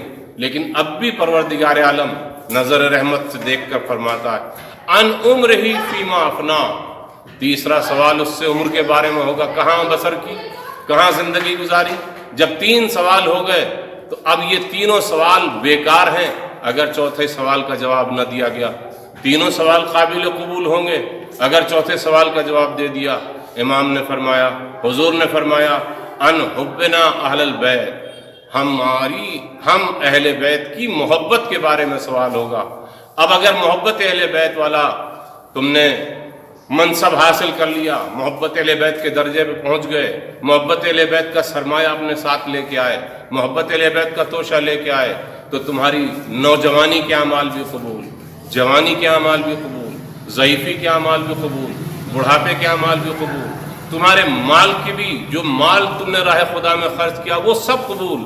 لیکن اگر تم نے محبت اہل بیت سے اپنے دامن کو خالی رکھا، محبت اہل بیت سے سرشار نہ ہو سکے دنیا میں، تو یاد رکھنا نہ تمہارا مال کام آئے گا، نہ تمہاری جوانی کے اعمال کام آئیں گے، نہ تمہاری عمر کے اعمال کام آئیں گے۔ جوانی کے اعمال بھی بیکار، عمر کے اعمال، ساری عمر کے اعمال بیکار، نہ مال کام آیا نہ دولت کام آئی۔ ان حبنا اہل بیت، ہم اہل بیت کی محبت کے بارے میں سوال ہوگا کہ محبت اہل بیت تمہارے دل میں کتنی تھی۔ اب اگر محبت اہل بیت ہے تو سارے اعمال قبول ہیں، اور محبت اہل بیت نہیں ہے تو کوئی عمل قبول نہیں ہے۔ صلوات پڑھیں محمد و آل محمد۔ نعرے حیدری، نعرے صلوات،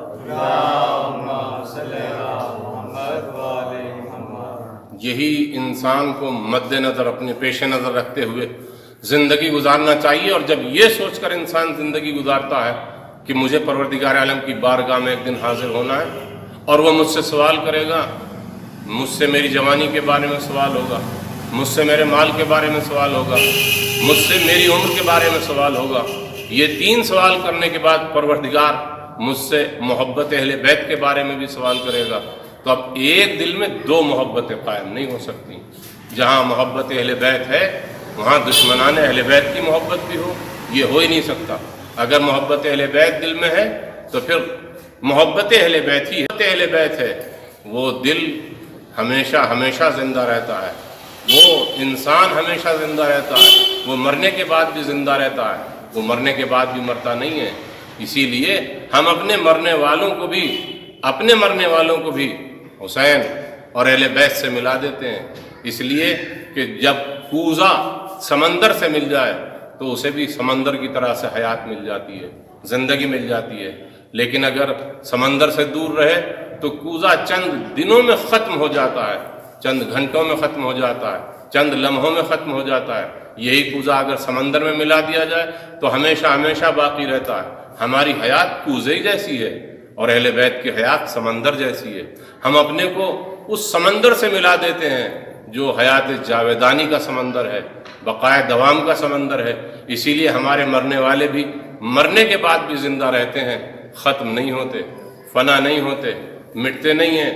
ورنہ ظاہراً آپ نے نہ جانے کتنی مرتبہ سماعت فرمایا ہوگا، حر کل تک علیہ السلام نہ تھے، لیکن تاریخ کربلا نے حر کو علیہ السلام بنا دیا، روز عاشور نے اور صبح عاشور نے حر کو علیہ السلام بنا دیا۔ کیا صبح عاشور سے پہلے تک حر علیہ السلام کہلانے کا مستحق تھے؟ نہیں، لیکن کربلا میں حر نے اپنے کو حسین جیسے سمندر طہارت سے ملا دیا، سمندر شجاعت سے ملا دیا، سمندر صبر و استقامت سے ملا دیا، سمندر حیات جاوید سے ملا دیا۔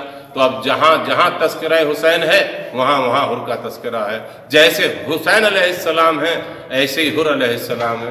جیسے حسین کی زندگی حیات جاوید ہے ایسے ہی حر کی زندگی بھی حیات جاوید ہو گئی. کیوں؟ اس لیے کہ کل تک حر اس منزل سے قریب نہ تھے، اس در سے قریب نہ تھے جہاں حیات جاویدانی ملتی ہے، جہاں ہمیشہ کی حیات ملتی ہے. اور جہاں ہمیشہ کی حیات ملتی ہے اس کے لیے تو قرآن مجید نے خود کہا لا تحسبن الذین قتلوا فی سبیل اللہ امواتا. خبردار مردہ نہ سمجھنا. یہ مردہ نہ سمجھنا قرآن مجید نے کہہ تو دیا لیکن شاید مسلمان نہ سمجھ پاتا. وہ جو کج فہم ہیں، جو کج فکر ہیں، جن کی سمجھ میں آج تک اسلام نہ آیا، وہ کیا سمجھ پاتے؟ اگر حسین ابن علی نے روز عاشور یہ نہ کر دکھایا ہوتا کہ آواز دی، حسین آواز دے رہے ہیں، یہ آواز دینا بتاتا ہے کہ حسین جانتے ہیں کہ میرے ساتھی مرے نہیں ہیں. یہ گردنیں کٹ ضرور گئی ہیں لیکن گردنیں کٹنے کے باوجود زندہ ہیں. حسین جانتے ہیں میرے ساتھی قتل ہو گئے ہیں مگر ان کو موت نہیں آئی ہے، یہ زندہ ہیں. اب حسین تو پکار رہے تھے، حسین کے پکارنے پر کیا ہوا آپ سب جانتے ہیں کہ وہاں سے آواز آنے لگی. کون آواز دے رہا تھا؟ وہ جو گردنیں کٹائے ہوئے مقتل میں پڑے ہوئے تھے. کیا ضرورت تھی انہیں جواب دینے کی؟ یہ خاموش رہتے. ان کے لیے عذر تھا کہ ہم تو مر چکے، مگر نہیں، ان کٹی گردنوں سے آواز آنا حسین کے کلام کی تصدیق ہو رہی تھی، قرآن مجید کی تصدیق ہو رہی تھی، پیغمبر اسلام کے فرمان کی تصدیق ہو رہی تھی. امام حسین پکار رہے ہیں تو پکارا تو ان اصحاب نے جواب دے کر بتایا کہ ہم زندہ ہیں، ہمیں موت ظاہراً آئی ہے، حقیقت میں نہیں آئی ہے. عزیزو، اگر واقعاً معرفت امامت کے ساتھ، معرفت اہل بیت کے ساتھ، معرفت خدا و رسول کے ساتھ انسان زندگی گزارتا ہے اور مر جاتا ہے تو ضروری نہیں ہے کہ قتل ہو تبھی شہید کہلائے. نہیں، وہ میدان جنگ میں جان دے تبھی شہید کہلائے. نہیں، بلکہ ہو سکتا ہے بستر راحت پہ مر جائے، اپنے گھر میں مر جائے، مگر پھر بھی وہ درجہ شہادت پہ فائز ہو جائے. مات علی حب آل محمد مات شہیدہ. اگر محبت اہل بیت میں مر رہا ہے تو شہید ہے. اسے میدان جنگ میں جا کر گردن کٹانے کی ضرورت نہیں ہے، صرف محبت اہل بیت میں سرشار ہو جائے. محبت اہل بیت میں سرشار ہوتا ہے تو وہ شہید ہے، یعنی زندہ ہے. آج بھی جناب حجر ابن عدی کی قبر اتنے عرصے کے بعد اگر شگافتہ کی گئی تو ایسے ہی مسکراتا ہوا چہرہ نظر آیا. یہ خود اس بات کی واضح دلیل اور بین دلیل ہے کہ حجر نے ثابت کر دیا ہم نے اپنے مولا اور اپنے آقا کی محبت میں جان دی ہے. پروردگار کا وعدہ ہے کہ ایسے لوگ مرتے نہیں ہیں تو پھر ہم مر کہاں سکتے ہیں؟ ہم تو زندہ ہیں، زندہ رہیں گے. یہ ایک نہیں، ایسی نہ جانے کتنی مثالیں، سینکڑوں اور ہزاروں مثالیں ہیں. جناب حر کا پہلے جسد اطہر کھولا گیا تھا، قبر شگافتہ کی گئی تھی تو کیا جوش مارتا ہوا خون نہیں نکلا تھا؟ یہ ساری مثالیں، یہ سارے شواہد اس بات کا بین ثبوت اور اس بات کی واضح دلیل ہے کہ اہل بیت کی محبت میں مرنے والا مرتا نہیں ہے، زندہ رہتا ہے. صلوات پڑھے محمد وآل محمد. اور یہی موت و حیات کا فلسفہ ہے. مولا کائنات علیہ السلام نے نجم البلاغہ میں فرمایا ہے، پڑھ کر دیکھیے. آپ فرماتے کچھ ایسے ہیں جو زندہ ہیں مگر زندہ نہیں، یعنی زندہ نظر آتے ہیں، ظاہراً چلتے پھرتے ہیں. ہم اس لیے سمجھتے ہیں کہ یہ زندہ ہیں کہ چل پھر رہے ہیں، ہم اس لیے سمجھتے ہیں کہ یہ زندہ ہیں کہ یہ کھا پی رہے ہیں، مگر ان کے کھانے پینے کا مطلب یہ نہیں کہ یہ زندہ ہے، ان کے چلنے پھرنے کا مطلب یہ نہیں کہ یہ زندہ ہے. مولا فرماتے ہیں کہ یہ مردہ ہیں. کیوں؟ اس لیے کہ نہ ان کی زندگی کا کوئی ہدف، نہ ان کی زندگی کا کوئی مقصد ہے، نہ یہ اطاعت پروردگار جانتے ہیں، نہ یہ عبادت پروردگار جانتے ہیں. ان کی زندگی ایک حیوانی زندگی ہے، کھایا پیا سو گئے، جب جس سے چاہا لڑ گئے، جب جس کا چاہا برا کر بیٹھے، جب جس کے ذہن میں برائی آئی اس پر عمل کر لیا. یہ زندگی نہیں ہے، موت ہے. نفس پرستی کی زندگی گزارنا موت ہے، خواہشات نفس کی پیروی کرنا موت ہے. پھر زندگی کیا ہے؟ زندگی یہ ہے کہ آواز دے بارگاہ خدا میں کھڑا ہو کر کہ پالنے والے ہم تو تیری ہی بارگاہ سے آئے ہیں، تیری ہی طرف پلٹ کے جانا ہے. جب تیری بارگاہ سے آئے ہیں تو جیسا تو نے بھیجا تھا ویسا ہی ہم تیری بارگاہ میں آنا چاہتے ہیں. اسی لیے حکم ہے نا کہ جب کسی مومن کے مرنے کی خبر سنو تو کہو انا للہ وَإِنَّا إِلَيْهِ راجعون کہ ہم اللہ کے یہاں سے آئے ہیں، اسی کی طرف پلٹ کے جانا ہے۔ یعنی کیا؟ یعنی ہم موت کو فراموش کرنے والے نہیں ہیں، ہم موت سے ڈرنے والے نہیں ہیں، ہم موت سے گھبرانے والے نہیں ہیں، ہم تو مرنے کو ہی زندگی سمجھتے ہیں۔ یہ زندگی ہماری زندگی نہیں ہے، یہ تو ایک وقتی طور پر ایک سفر ہے جس سے ہم گزرتے چلے جا رہے ہیں۔ اس سفر سے ہمیں آگے بڑھنا ہے، آگے بڑھ کر ہمیں اصل زندگی ملے گی۔ جب اصل زندگی ملے گی تو انا الیہ راجعون، اسی کی طرف پلٹ کے جائیں گے۔ جب اسی کی طرف پلٹ کے جائیں گے تو اس نے ہمیں بالکل پاک و صاف بھیجا تھا، ہم پاک و صاف یہاں سے جانا چاہتے ہیں۔ نہ ہمارے دامن پہ غیبتوں کے دھبے تھے، نہ رہیں گے، نہ ہمارے دامن پہ کوئی برائی کا داغ تھا، نہ رہے گا، نہ ہمارا دامن گناہ آلود تھا، نہ رہے گا، بلکہ ہم اس کی معرفت کے ساتھ پیدا ہوئے تھے، اور یہاں رہ کر ہم اس کے بتائے ہوئے اعمال پر عمل کر کے، بتائے ہوئے طریقوں پر عمل کر کے اس کی بارگاہ میں سرشار ہو کر پہنچنا چاہتے ہیں۔ تو اب یہ جو حکم دیا جا رہا ہے کہ کہو انا للہ و انا الیہ راجعون، اتنا ہی نہیں ہے بلکہ اولئک علیہم صلوات من ربہم ورحمہ، ان کے لیے ساتھ ساتھ یہ سند بھی دے دی کہ یہی تو وہ لوگ ہیں جن پر پروردگار عالم کی طرف سے رحمتیں نازل ہوتی ہیں، یہی تو وہ لوگ ہیں جو ہدایت یافتہ ہیں، یہی تو وہ لوگ ہیں جو واقعاً کامیابی کی زندگی بسر کر کے دنیا سے جا رہے ہیں۔ صرف اتنا ہی نہیں بلکہ اولئک هم المفلحون، کامیاب ہیں یہ لوگ، یعنی کامیابی کی سند دے رہا ہے۔ اور یہ بھی عجیب و غریب بات ہے کہ پروردگار عالم طریقہ زندگی بھی بتا رہا ہے، نتیجہ بھی بتا رہا ہے، اور نتیجہ بتانے کے بعد پھر کہتا ہے کہ تم اگر کامیابی کی زندگی گزارنا چاہتے ہو تو اس طرح سے گزار کے آؤ۔ اب یہ کتنا بد نصیب ہوگا وہ انسان جو سب کچھ سمجھنے کے باوجود وہ طریقہ اختیار نہ کرے، اس منزل پر نہ پہنچے، اور وہ دستور نہ اختیار کرے جس کو پروردگار عالم چاہتا ہے، یعنی کامیابی کی سند حاصل کرنا ہے، تو ایسی زندگی بسر کرے کہ جہاں برائیوں سے پاک زندگی ہو، جہاں غیبت، گناہ، چغلی، چوری، بدکاری، ہر برائی سے پاک ہو۔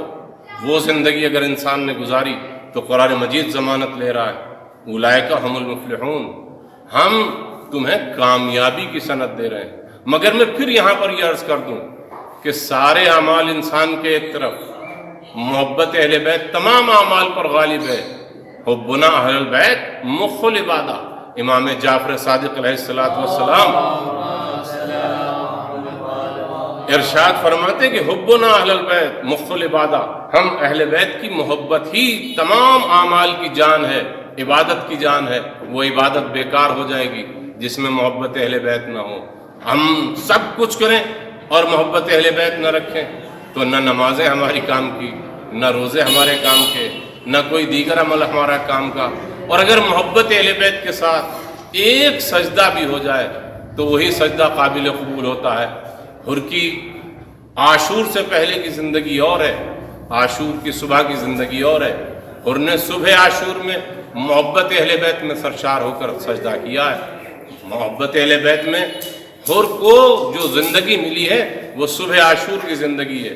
اس سے پہلے تو حر یزیدی فوج کا ایک سپہ سالار، ایک سردار لشکر تھا۔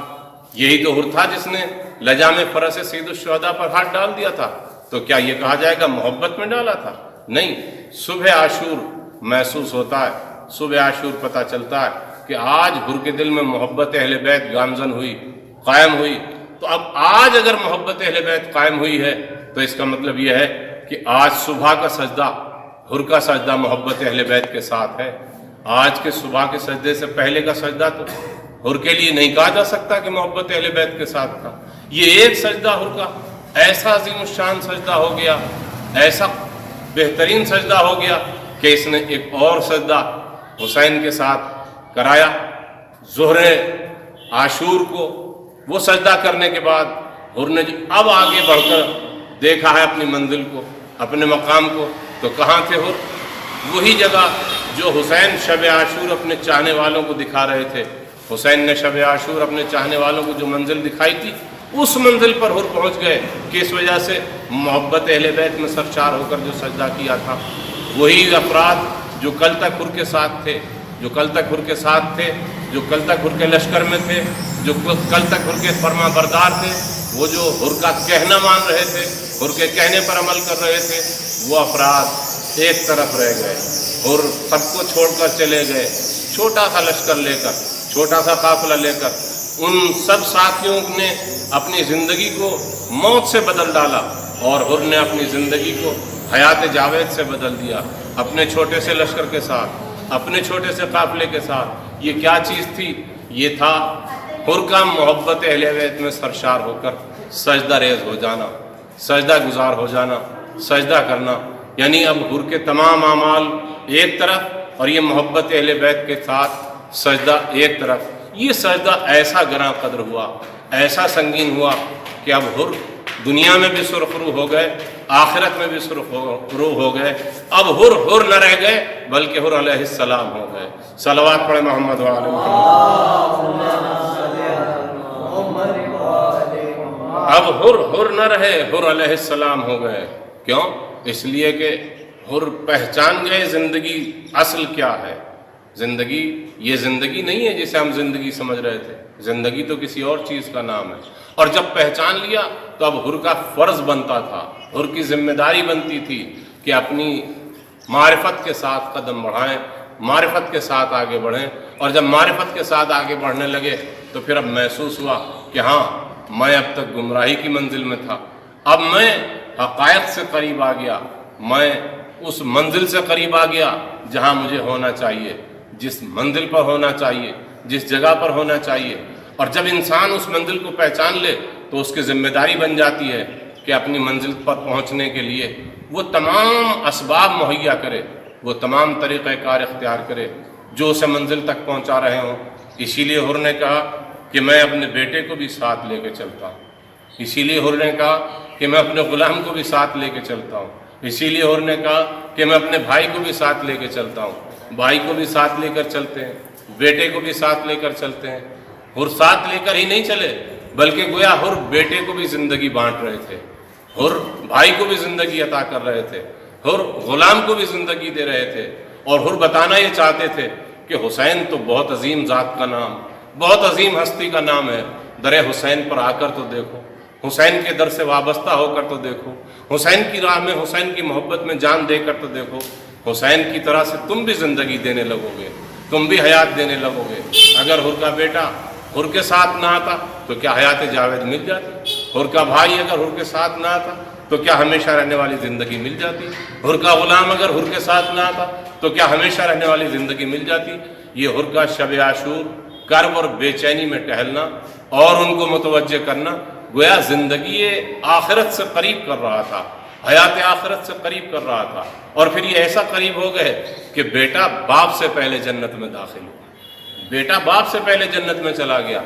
और जब मंजिल आ गई तो मैं ये अर्ज़ कर दूं कि जब बेटे की तरफ बाप ने बढ़ना चाहा, आवाज़ सुनी कि बेटा बाप पर कुर्बान हो गया, बेटा आका पर कुर्बान हो गया, बेटा मौला पर कुर्बान हो गया, बेटा इस्लाम पर कुर्बान हो गया, बेटा दीन पर कुर्बान हो गया, तो अब हुर ने बढ़ना चाहा कि मैं जाऊं, अपने बेटे को संभालूं, बेटे को देखूं।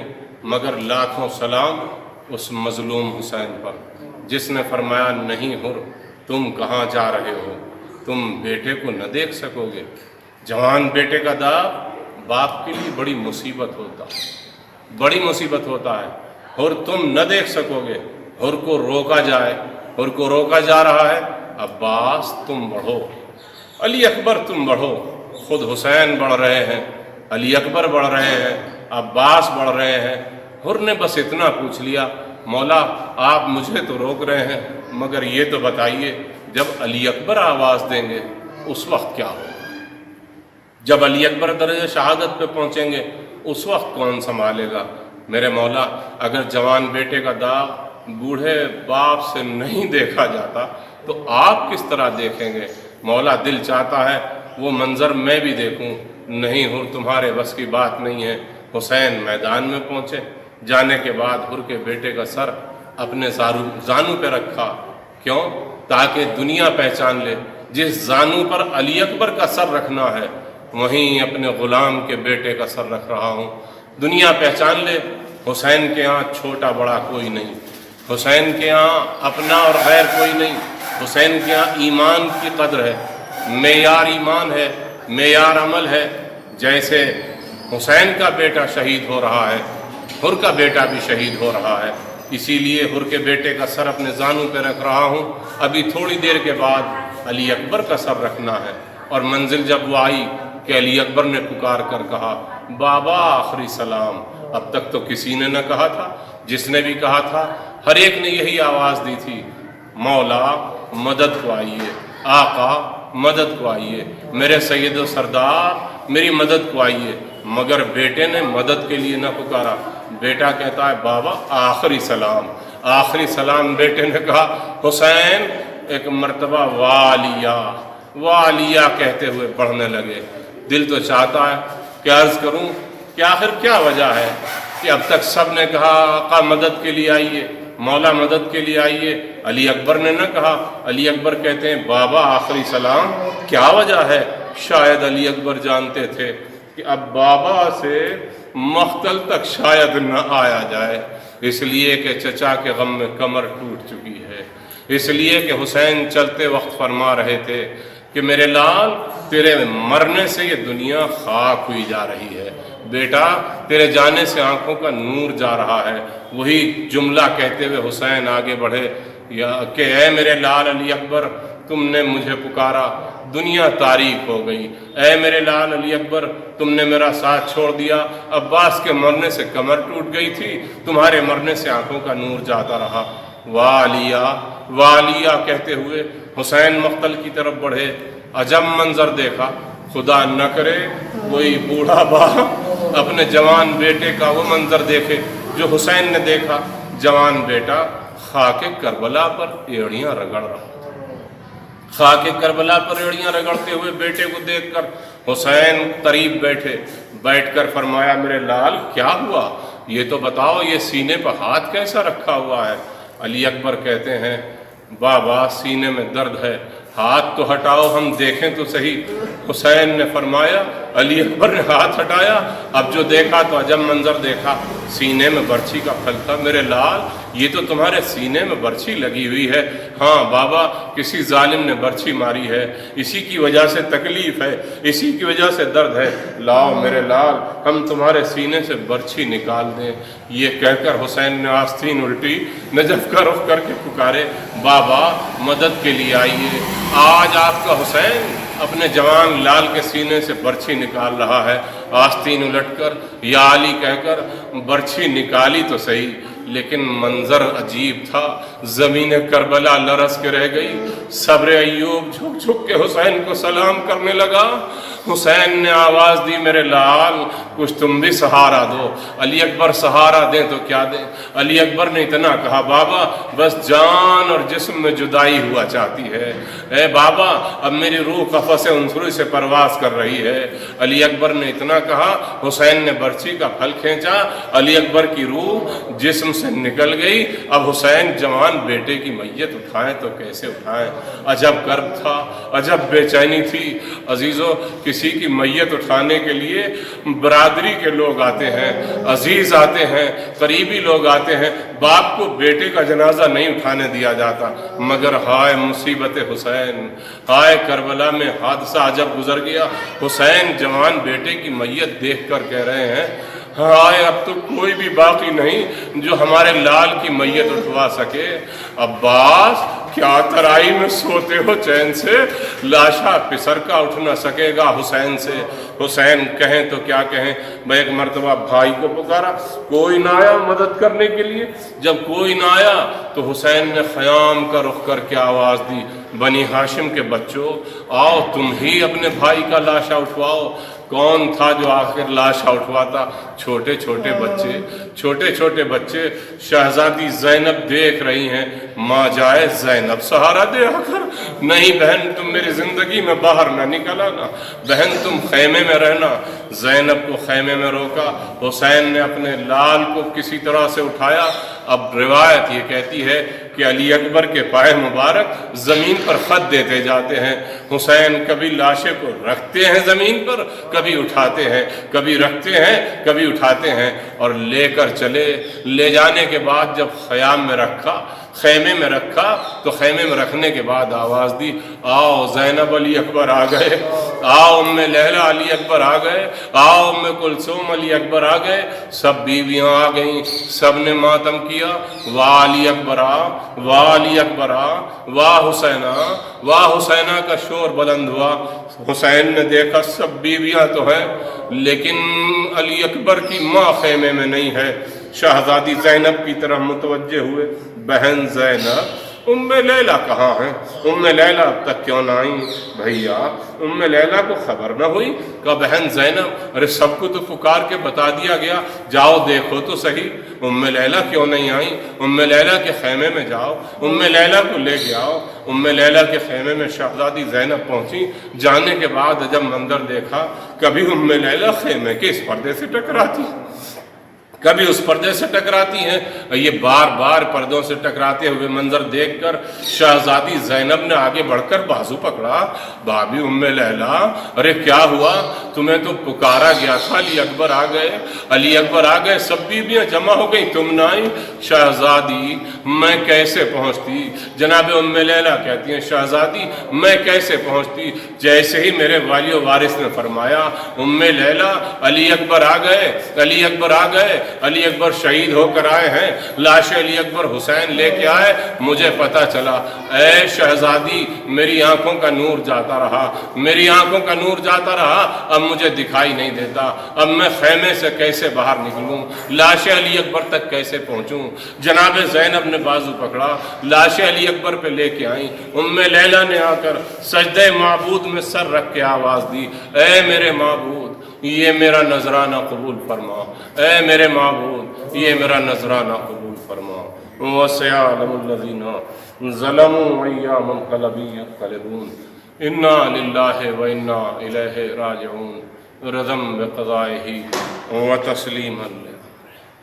پروردگارا بحق محمد و آل محمد علیہم الصلاۃ والسلام ہماری اس عبادت اور تمام عبادات کو قبول فرما۔ معبود بحق محمد و آل محمد دنیا میں جہاں کہیں بھی محبان اہل بیت ہیں، سب کی جان و مال و عزت و آبرو کی حفاظت فرما۔ معبود ہر ایک کو اس موجودہ وبا بلا بیماری مصیبت اور پریشانی سے محفوظ فرما۔ پروردگارا بحق محمد و آل محمد جو مومن مومنات بیمار ہونے شفائے کامل عطا فرما، جو بے اولاد ہیں انہیں اولاد عطا فرما، جو مقروض ہیں انہیں قرض سے نجات عطا فرما، جو حج و زیارات کے مشتاق ہیں انہیں حج و زیارات سے مشرف فرما۔ معبود بحق محمد و آل محمد ہمیں صحیح دین خدا پر، اپنے دین پر، اپنے مذہب پر چلنے کی، جینے کی اور مرنے کی توفیق عطا فرما۔ معبود ہمیں سب کو زیارت شہدائے کربلا و سرائے کربلا سے مشرف فرما۔ امام زمانہ علیہ السلام کے ظہور میں تعجیل فرما، ہمیں آپ کے غلاموں میں شمار فرما۔ آپ حضرات پھر ایک مرتبہ سورہ حمد اور 3 مرتبہ سورہ توحید کی تلاوت فرما کر مرحومین کی روح کو ایصال فرما۔ جزاک اللہ محترم غضنفر علی صاحب قبلہ، آپ نے بہترین بیان سامعین کے درمیان پیش کیا۔ ویورز ہم آپ کا شکریہ ادا کرتے ہیں محترم ڈاکٹر سید نسیم زیدی صاحب کی جانب سے کہ آپ نے اس آن لائن مجلس میں شرکت کی، اور بالخصوص شکریہ ادا کیا جاتا ہے قاری محترم جناب قاری ندیم نجفی صاحب کا، جناب عابد زیدی سلمہ کا، جناب تاج رضوی لکھنوی صاحب کا، جناب قیصر عباس قیصر صاحب کا، اور جناب رشید شہیدی صاحب کا، اور بالخصوص حجت الاسلام علی جناب مولانا غضنفر علی صاحب کا۔ انشاءاللہ حضرات پھر ملاقات ہوگی آپ سے کسی مجلس کے حوالے سے، جب تک کے لیے دی اجازت، خدا حافظ والسلام۔